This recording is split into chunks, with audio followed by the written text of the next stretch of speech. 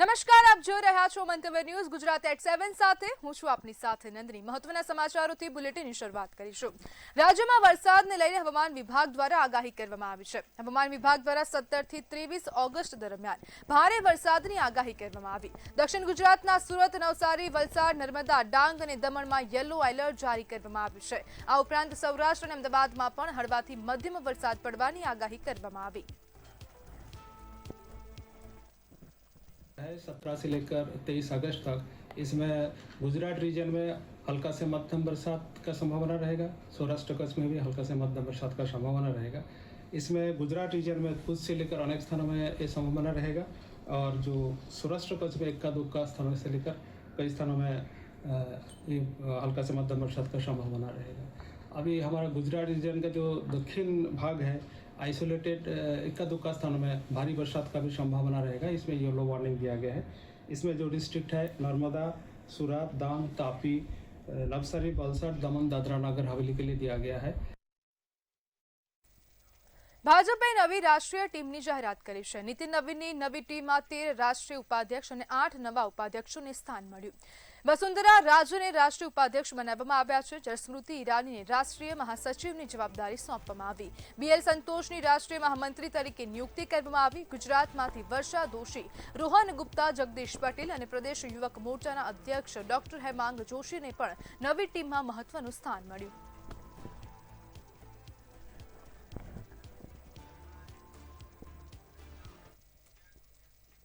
સુરતમાં સીઆર પાટીલની અધ્યક્ષતામાં બેઠક યોજાઈ હતી, જેમાં મોન્સૂન સત્રની કામગીરી અને મહિલા અનામત જેવા મુદ્દાઓ પર ચર્ચા કરવામાં આવી। વિપક્ષે આકરા પ્રહાર કરતા મંત્રીએ સોનિયા ગાંધીએ 15મી ઓગસ્ટે કરેલા વર્તનની ટીકા કરી, તેમજ તેમણે વિકાસ કાર્યોની પ્રશંસા કરતા જણાવ્યું કે સુરત એરપોર્ટને ઇન્ટરનેશનલ દરજ્જો મળ્યા બાદ 54થી વધુ ફ્લાઇટ્સ શરૂ થઈ છે।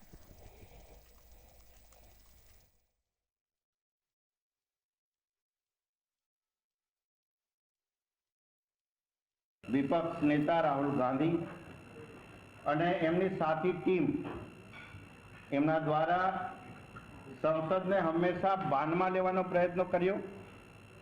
સંસદનો સમય વેડફવાની વાત કરી અને આ સંસદના સમય દરમિયાન જે વ્યવસ્થાના ભાગરૂપે કરોડ રૂપિયાનો ખર્ચો એમાં થતો હોય છે। પ્રજાના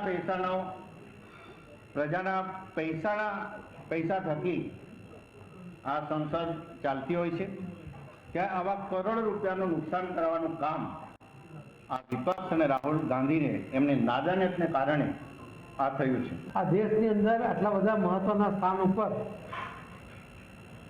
પોતે આ દેશના લોકોના સહયોગથી જ્યારે બેઠા છે, ત્યારે એમણે આપણા જ દેશનો આ રાષ્ટ્રગીતને જે રાષ્ટ્રગાનને એમણે અટકાવવાનો પ્રયત્ન કર્યો છે, એ પણ આખા દેશે જોયો છે। આપણે આપણા બાળકોનું સારું ઘડતર થાય માટે શાળામાં મોકલતા હોઈએ છીએ, પણ જો આપણને એવું જોવા મળે કે જેના ભરોસે આપણે બાળકોને શાળામાં મોકલીએ છીએ તેને જ ઘડતરની જરૂર હોય, તો હા, વાક્ય સાચું સાબિત થયું હોય તેવા દ્રશ્યો સામે આવ્યા। આણંદ જિલ્લાના સોજિત્રા તાલુકામાંથી શિક્ષણ આલમને કલંકિત કરતી ઘટના સામે આવી। ત્યારે શું છે સમગ્ર મામલો, જોઈએ અહેવાલમાં। સોજિત્રાની પ્રાથમિક શાળામાં મળી દારૂની બોટલો। આચાર્યની તિજોરીમાંથી 50 ખાલી બોટલો મળી। ટેબલ પરથી અડધી ભરેલી દારૂની બોટલ પણ મળી। મહેફિલો માણતો આચાર્ય ફરાર થયો।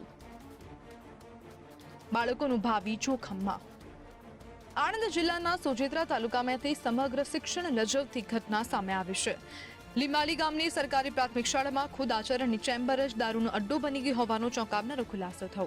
શાળાના આચાર્યની ઓફિસની તિજોરીમાંથી વિદેશી દારૂની બ્રાન્ડેડ બોટલો મળી આવતા આસપાસના વિસ્તારમાં ભારે ચકચાર અને લોકોમાં ભારે રોષ વ્યાપી ગયો છે। તમને જણાવી દઈએ કે 1-2 બોટલો નહીં, પણ આ શિક્ષણ લજવતા આચાર્યની ચેમ્બરમાંથી 50 જેટલી ખાલી બોટલો મળી આવી છે, જ્યારે આચાર્યની ચેમ્બર ટેબલ પરથી અડધી ભરેલી દારૂની બોટલો પણ મળી આવી। સોજિત્રામાંથી વિદ્યાના ધામમાં આચાર્ય દ્વારા આ રીતે ખુલ્લેઆમ દારૂ પીવાની અને મહેફિલો માણવાની ઘટના સામે આવતા જ સોજિત્રાના ઇન્ચાર્જ તાલુકા પ્રાથમિક શિક્ષણ અધિકારી તાત્કાલિક હરકતમાં આવ્યા હતા। તેમણે આ મામલે વિધિવત રીતે સ્થાનિક પોલીસ મથકે પહોંચીને લેખિત ફરિયાદ નોંધાવી હતી, જ્યારે આ શાળામાં દારૂની મહેફિલો માણતો આચાર્ય અત્યારે ફરાર થઈ ગયો છે। બ્યુરો રિપોર્ટ, મંતવ્ય ન્યૂઝ। અમદાવાદ શહેરમાં રાહદારીઓની સલામતી, સુવિધા, સુગમતા અને માર્ગ સુરક્ષાને વધુ મજબૂત બનાવવા એએમસી દ્વારા સલામત અને અવરોધ મુક્ત ફૂટપાથ નેટવર્ક વિકસાવવાની દિશામાં વ્યાપક આયોજન કરવામાં આવ્યું છે. શહેરના વિવિધ માર્ગો, જંકશનો અને વધુ અવરજવર ધરાવતા વિસ્તારોમાં દબાણો મુક્ત અને આરામથી લોકો ચાલી શકે તેવા આધુનિક ફૂટપાથ બનાવવામાં આવનાર છે. શહેરના વિવિધ 4 મોટા junction, intersection, bus stop, building પ્રવેશદ્વારો અને અન્ય મહત્વપૂર્ણ સ્થળોને પણ સતત ફૂટપાથ સાથે સંકલિત કરાશે. ફૂટપાથ પર ગેરકાયદેસર દબાણો, utility box, signboard, street furniture, બાંધકામ સામગ્રી અને અન્ય અવરોધોને યોગ્ય રીતે દૂર કરાશે. બાળકો, દિવ્યાંગોને સરળતા રહે તેવી ડિઝાઇનિંગ થશે. ફૂટપાથની નિર્ધારિત ચાલવાની જગ્યા પર વીજ થાંભલા, સાઇનબોર્ડ, વૃક્ષો, ઇલેક્ટ્રિકલ કેબિનેટ, સ્ટ્રીટ ફર્નિચર કે અન્ય અવરોધો ઊભા ન થાય તેની કાળજી લેવાશે. તેમજ જરૂરી રોડ સેફટી માર્કિંગ પણ કરવામાં આવશે. વાહનની ગતિ નિયંત્રિત કરતા સંકેતો મૂકવામાં આવશે.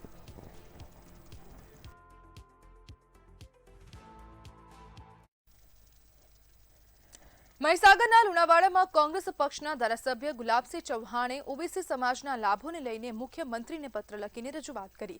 ગુલાબસિંહ ચૌહાણે કહ્યું કે ગુજરાતમાં ઓબીસી અનામતનો વાસ્તવિક લાભ કયા પછાત વર્ગોને મળ્યો છે અને કેટલાક વર્ગોને મળ્યો છે તેનું સર્વે કરી તાત્કાલિક આંકડા જાહેર કરવા તેમજ અલગ અલગ 4 મુદ્દા સાથે મુખ્યમંત્રીને પત્ર લખી કાર્યવાહીની માંગ કરી. ગુજરાત સરકારમાં મુખ્યમંત્રીશ્રીને મેં ઓબીસી જ્ઞાતિઓના વર્ગીકરણ વિશે મેં મુખ્યમંત્રીશ્રીને કાગળ લખ્યો છે. ઓબીસીમાં 147 જેટલી જ્ઞાતિઓ આવેલી છે. આ 147 જ્ઞાતિઓમાં જાતિવાર વસ્તી ગણતરી કરી અને એ લોકોને અનામતનો લાભ મળી રહે, શૈક્ષણિક લાભ મળી રહે અને નોકરીમાં પણ એનો લાભ મળી રહે. આના માટે મેં જ્ઞાતિવાર વર્ગીકરણ કરી અને દરેક લોકોને 27% અનામતમાંથી જે પણ વસ્તીનું વધારે પ્રમાણ હોય એ પ્રમાણે જાતિવાર વસ્તી ગણતરી કરી અને એ લોકોને લાભ મળે એના માટે મેં વસ્તીવાર તમામ પ્રકારનો લાભ મળી રહે એના માટેની મેં મુખ્યમંત્રીશ્રીને જાણ કરેલ છે. અને આ અંગે રિપોર્ટ તાત્કાલિક જાહેર કરવામાં આવે તો કઈ જ્ઞાતિને કેટલો લાભ મળ્યો છે આજ સુધી એ પણ આંકડાઓ જાહેર કરે એ માટે મેં રજૂઆત. તહેવારોની સિઝન શરૂ થઈ રહી છે. અમદાવાદની રાશનની દુકાનોમાં તેલ અને જરૂરી રાશનનો જથ્થો નહીં હોવાથી લોકોને હાલાકી પડી રહી છે. રાશનથી લોકો વંચિત છે ત્યારે આ બાબતને લઈને જમાલપુર ખાડેના ધારાસભ્ય ઇમરાન ખેડાવાલાએ રાજ્યના મુખ્યમંત્રીને પત્ર લખીને મહત્વની રજૂઆત કરી. તેમણે પત્રમાં જણાવ્યું છે કે છેલ્લા ઘણા મહિનાઓથી બીપીએલ અને એનએફએસએ રાશન કાર્ડ ધારકોને નિયમિત અનાજનો પુરવઠો મળી રહ્યો નથી. આગામી તહેવારોને ધ્યાનમાં રાખીને ગરીબ નાગરિકોને સરકારની જાહેરાત મુજબ અનાજ અને તેલનો પુરવઠો ત્વરિત અને સમયસર આપવામાં આવે તેવી માંગણી કરવામાં આવી છે. રાજ્યમાં બીપીએલ અને એનએફએસએ રાશન કાર્ડ ધારકો છેલ્લા ઘણા સમયથી અનાજના પુરવઠાથી વંચિત છે. હવે જ્યારે તહેવારો આવી રહ્યા છે ત્યારે ગરીબ નાગરિકો જે અનાજના પુરવઠા પર નિર્ભર છે તેમને સરકારની જાહેરાત મુજબ અનાજ અને તેલનો જથ્થો તાત્કાલિક મળે. આજે સવારે મારા વિધાનસભા વિસ્તારના લોકો અને અમદાવાદ શહેરના અલગ અલગ જગ્યાઓથી મારા પાસે ડેલિગેશન રજૂઆત કરવા માટે આવ્યું હતું કે જે સરકારે અત્યારે જાહેરાત કરી છે કે તહેવારોની સિઝનના અંદર જે પ્રમાણે સસ્તા અનાજની દુકાનો પરથી તેલ, ખાંડ અને જે બીજી વસ્તુઓ આપવામાં આવે છે તે વહેલી તકે આપવામાં આવે. એટલે આ રજૂઆતને ધ્યાનમાં લઈને મેં ગુજરાત રાજ્યના મુખ્યમંત્રી શ્રી ભૂપેન્દ્રભાઈ શ્રી પટેલ સાહેબને પત્ર પણ લખ્યો અને પત્રની કોપી ઓફિસમાં પણ મેં પહોંચાડી દીધી છે. અને રાજ્ય કક્ષાના પુરવઠા મંત્રી શ્રી બારોટ સાહેબ એને ટેલિફોનિક વાતચીત કરી અને તેમણે પણ મેં કીધું કે જે પ્રમાણે અત્યારે તહેવારો આવી રહ્યા છે, દરેક સમાજના તહેવારો છે, એ તહેવારોના અંદર જે લોકો સસ્તા અનાજની દુકાનોમાંથી જે પુરવઠો લેતા હોય છે તેને સમયસર પહોંચવું જોઈએ જેથી કરીને જે જરૂરતમંદ લોકો છે, જરૂરતમંદ લોકો પોતાનો અનાજને પુરવઠો લઈ શકે.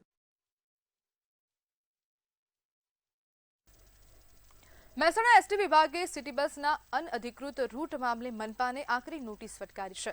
મંજૂર કરાયેલા 8 રૂટ સિવાય મનપા દ્વારા 16 રૂટનું સંચાલન શરૂ કરાતા એસટી વિભાગે વાંધો ઉઠાવ્યો છે. મંજૂરી વિના રૂટ લંબાવી મનસ્વી રીતે બસો દોડાવાતી હોવાનો ઉલ્લેખ કરીને 16 રૂટનું સંચાલન તાત્કાલિક બંધ કરવા તાકીદ કરવામાં આવી છે. નિયમોનું પાલન નહીં થાય તો સિટી બસની એનઓસી રદ કરવાની ચીમકી પણ આપવામાં આવી છે. એસટી વિભાગની આકરી નોટિસથી મનપા તંત્રમાં હડકંપ મચ્યો.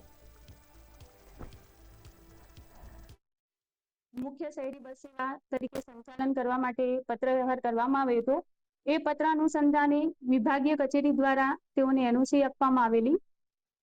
તેમ છતાં સમય પસાર થતા નગરપાલિકામાંથી મહાનગરપાલિકા બનતા આ 8 રૂટોમાંથી વધારો કરી અને 16 જેટલા વધારાના રૂટોનું સંચાલન હાથ ધરવામાં આવી રહેલું, જે ધ્યાને આવતા એસટી નિગમ દ્વારા મુખ્ય ચીફ ઓફિસર સાહેબ નગરપાલિકાને પત્ર વ્યવહાર કરી અને એનઓસી મેળવવા માટે જાણ કરવામાં આવેલી હતી. તો એમાં સીયુટીની મંજૂરી લેવાની થાય છે કમિશનર ઓફ ટ્રાન્સપોર્ટની, જે 16/5/2025 ના રોજથી આ પરમિશન એ લોકોએ લીધેલી છે સિટી બસ એજન્સી.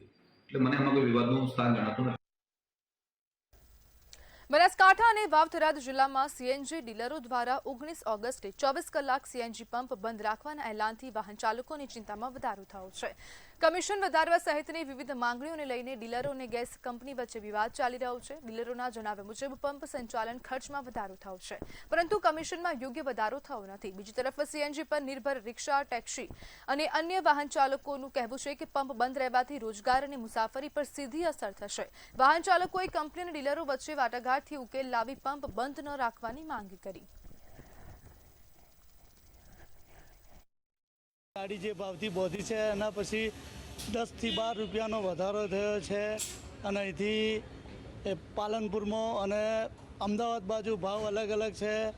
તો કઈ રીતે અમને પોસાય? અને અમે પંપ બંધ થવાના છે બુધવારથી, તો અમને બહુ તકલીફ પડશે.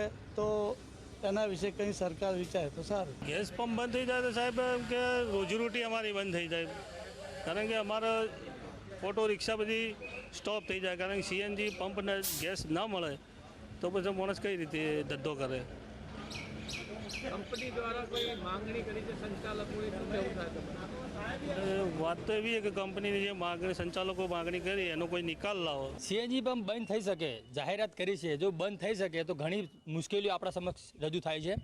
પહેલાં તો એવું નથી હોતી કે સાધનમાં જ ગેસ હોય, ઘણી રીતના ગેસ હોય છે. આ ગેસ ઘણી જગ્યા પર વપરાતા હોય છે. આ ગેસમાં જો આપણી ગાડીમાં ગેસ ન હોય તો આપણી કેટલી મુશ્કેલીઓ આવી શકે.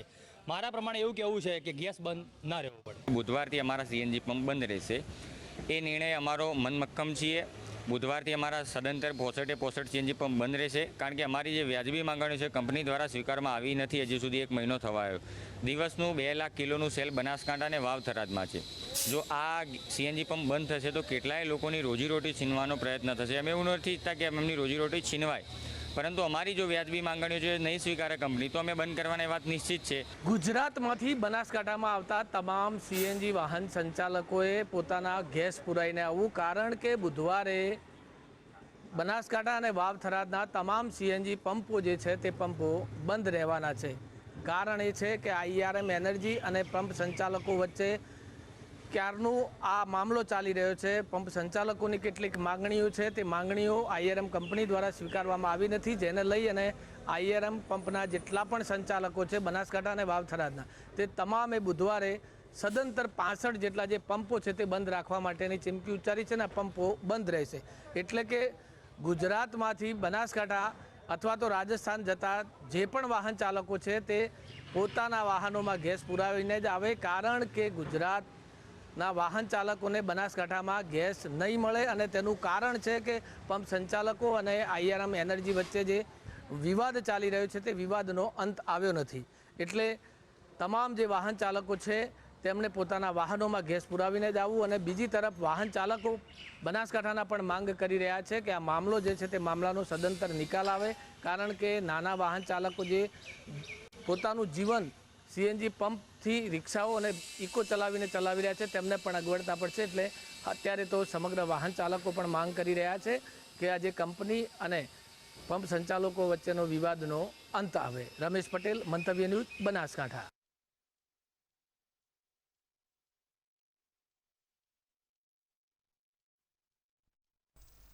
બનાસકાંઠાના ડીસા તાલુકાના જુનાડીસા ગામમાં કેબલ ચોરી થયા હોવાની ઘટના સામે આવી. અજાણ્યા શખ્સોએ ખોડિયાર મંદિર અને પંચાયત પાસે પાણીના બોરના કેબલ કાપીને ચોરી કરી હતી. બનાવની જાણ થતાં પોલીસે ઘટના સ્થળ પર પહોંચી તપાસ હાથ ધરી. તસ્કરોના આતંકને લઈને લોકોમાં ભારે રોષ જોવા મળી રહ્યો છે. રોષે ભરાયેલા સ્થાનિકોએ તસ્કરોને ઝડપી પાડવાની ઉગ્ર માંગ ઉઠાવી. 14 મહિનામાં બાર વખત કેબલ ચોરી થઈ છે. કેબલ ચોરી જલ્દી અટકે એવું સાહેબ કોઈ પ્રયત્ન કરે, અને ચોરો એવા ચોરી કરી છે ને કે વારંવાર કે એમને શું કરી લેવાના છે, ચોરોને એવો ભય ફેલાવી રહ્યા છે, અને સત્વરે તપાસ થાય એવી મારી નમ્ર અપીલ.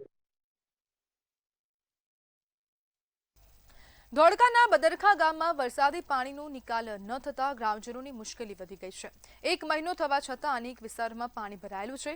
મંતવ્ય ન્યૂઝના અહેવાલ બાદ અધિકારીઓ ગામે દોડી આવ્યા હતા અને સ્થળ નિરીક્ષણ કર્યું. ગ્રામજનોએ રજૂઆત કરી હતી, ત્યારે અધિકારીઓએ પાણી ઉતાર્યા બાદ રસ્તો બનાવવાની હૈયાધારણા આપી છે.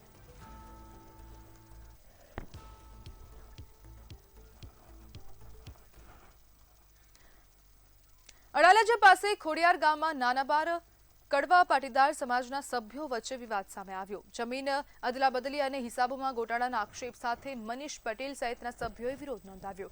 કરોડોની જમીન વેચાણ અટકાવવા અને કેટલાક સભ્યોને સસ્પેન્ડ કરવાની માંગ કરાઈ. 1700માંથી માત્ર 700 સભ્યોને બેઠકમાં બોલાવ્યાનો પણ આક્ષેપ કરવામાં આવ્યો.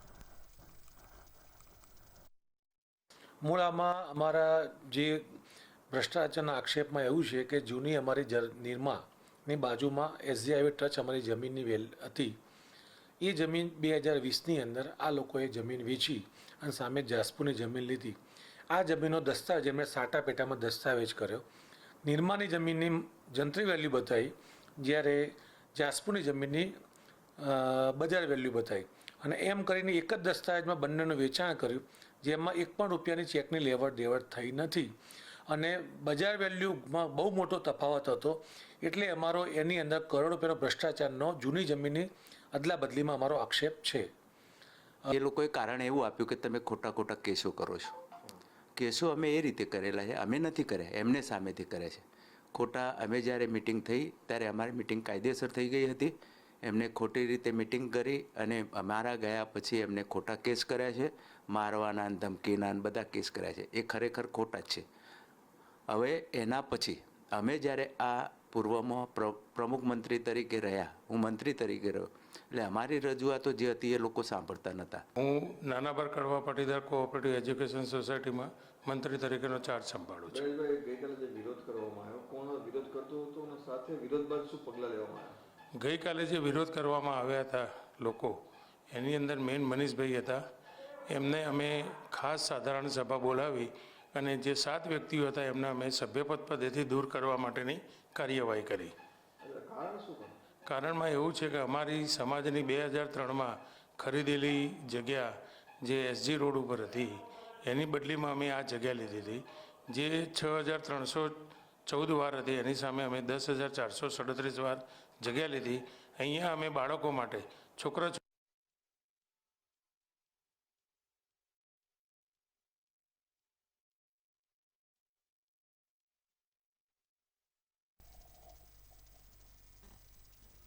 બનાસકાંઠાના વસીમાં ચોરીનો અજીબો ગરીબ કિસ્સો સામે આવ્યો. બનાવની વાત કરવામાં આવે તો વસી ગામની પ્રાથમિક શાળામાં ચોરોએ શાળાના 6 થી 7 રૂમોમાં તોડફોડ કરી રૂમોમાં લાઇટો અને પંખાને નુકસાન પહોંચાડ્યું, પરંતુ ચોરી કરી નહોતી. એટલું જ નહીં, ચોરોએ રૂમોનું તાળું પણ માર્યું. જ્યારે આ ઘટનાને લઈને ગ્રામજનોએ આક્ષેપ લગાવ્યો કે શાળાની ચાવી આચાર્ય પાસે જ રહે છે, માટે આ બધું આચાર્યએ જ કરાવ્યું છે. અગાઉ પણ ગ્રામજનો દ્વારા શાળાના આચાર્યની ઉચ્ચ કક્ષાએ ફરિયાદ કરાઈ હતી. જ્યારે આ ચોરીની ઘટનાને લઈને ગ્રામજનોએ પોલીસમાં ફરિયાદ કરી.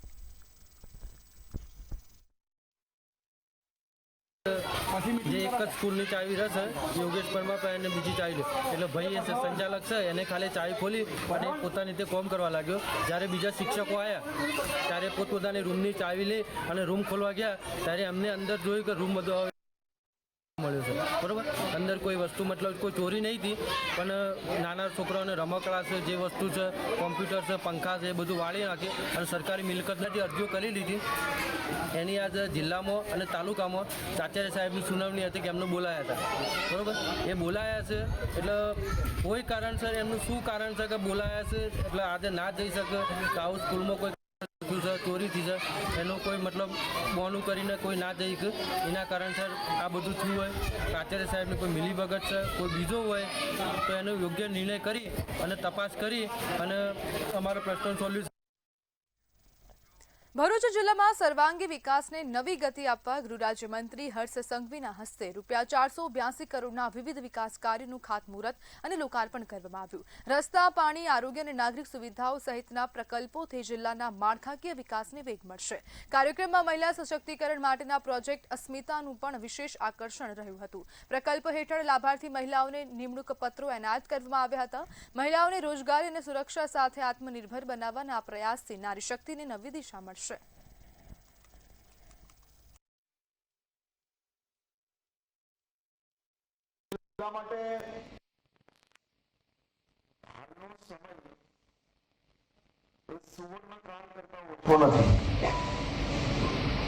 મુખ્યમંત્રી શ્રી ભૂપેન્દ્રભાઈ પટેલના માર્ગદર્શનમાં રાજ્ય સરકાર ભરૂચ જિલ્લાના વિવિધ વિકાસલક્ષી કાર્યોને ખૂબ ઝડપથી જ્યારે આગળ વધારી રહ્યા છે ત્યારે મારે આજે ખાસ કરીને એડમિનિસ્ટ્રેશન એટલે કે ભરૂચ જિલ્લા વહીવટીતંત્રને અભિનંદન આપવા છે.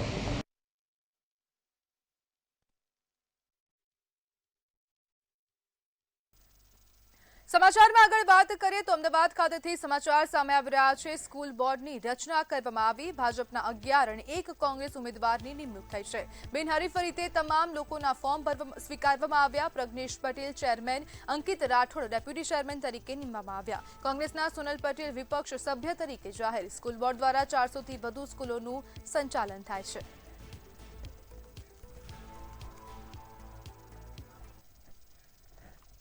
તો ધોળકામાં મંતવ્ય ન્યૂઝના અહેવાલની અસર થઈ. મંતવ્યના અહેવાલ બાદ તંત્ર હરકતમાં આવ્યું. 3 દિવસથી પડેલા 2 ભૂવા પૂરવામાં આવ્યા છે. રસ્તા પરના બંને ભૂવા પૂરવામાં આવ્યા. ભૂવાના કારણે અકસ્માતનો ગંભીર ભય હતો. ભૂવા પૂરાતા વાહન ચાલકોની મોટી રાહત મળી. રાહદારીઓ માટે પણ અકસ્માતનું જોખમ ટળ્યું.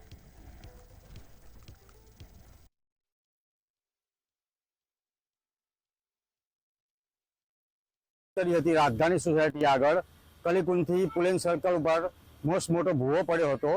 તેનું સમારકામ તાત્કાલિક ધોરણે તમામ મીડિયા કર્મીઓના સપોર્ટથી થયું છે. બાકી આ શક્ય નહોતું. તો અમે તમામ મીડિયાનો આભાર વ્યક્ત કરીએ છીએ અને નગરપાલિકા અને આરએનબી સ્ટેટને અમે હજી રજૂઆત કરી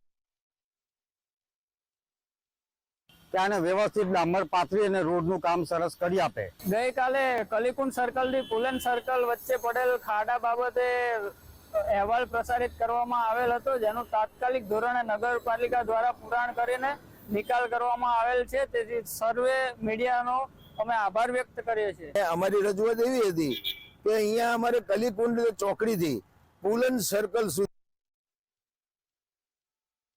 વચ્ચે મોટા રોડ પર ગાબડા પડેલા, જે કામગીરી આરએનબી સ્ટેટને કરવાની હતી, નગરપાલિકાને કરવાની હતી, પણ એ લોકોએ કંઈ ધ્યાન નહીં આપેલું. જેથી અમે મીડિયાને બોલાવ્યા. મીડિયાવાળા અમારું સાંભળેલું છે.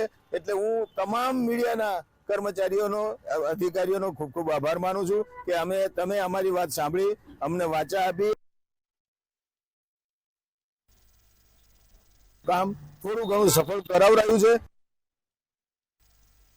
તો પાટણ ખાતેથી સમાચાર સામે આવી રહ્યા છે. અમરાપુર ગ્રામ્ય પંચાયતના VCE લાંચ લેતા ઝડપાયા. એસીબીએ 15,000ની લાંચ લેતા ઝડપી પાડ્યા. પાક નિષ્ફળ સહાય મંજૂર કરાવવા લાંચ માંગી હતી. 9 ખેડૂતો પાસેથી 50% લાંચ માંગવામાં આવી.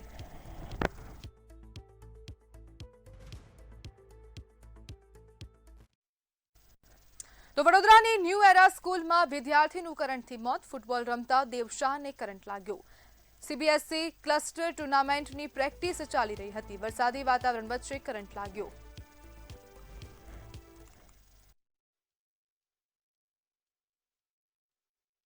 ફૂટબોલની પ્રેક્ટિસ માટે ન્યૂ એરા શાળાનું જે કમ્પાઉન્ડ છે એની અંદર આવેલા ગ્રાઉન્ડમાં ફૂટબોલ પ્રેક્ટિસ જે છે એ કરતા હતા. વરસાદી વાતાવરણ હોવાથી એમ તો 20 વિદ્યાર્થીઓ ટુર્નામેન્ટમાં પ્રેક્ટિસ માટે આવવાના હતા, પરંતુ 10 જ વિદ્યાર્થીઓ પ્રેક્ટિસ માટે આવેલા એવી હતી. તો દાહોદના રતનમહાલ અભયારણ્યમાં ચોમાસાની જમાવટ. ભારે વરસાદથી પ્રખ્યાત નલધા ધોધ શરૂ થયો. ડુંગરમાંથી વહેતી અમીધારાએ સૌંદર્ય વધાર્યું. રતનમહાલના જંગલોમાં લીલીછમ હરિયાળી છવાઈ.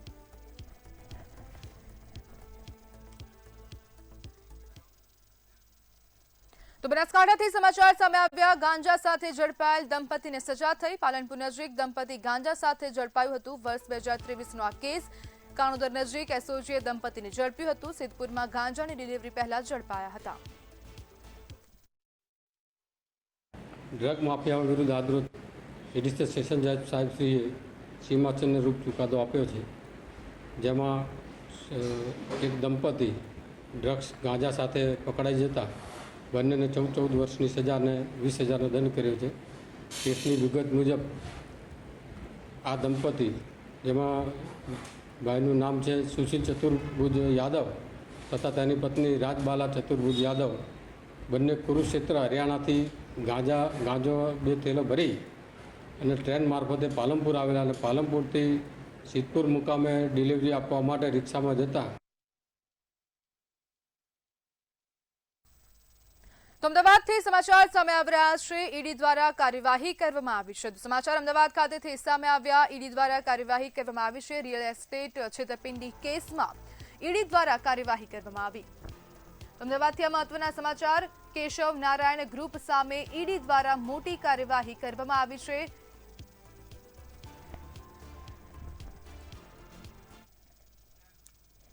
તો સમાચારમાં હાલ બસ આટલું જ. વધુ માહિતી માટે જોતા રહો મંતવ્ય ન્યૂઝ. નમસ્કાર.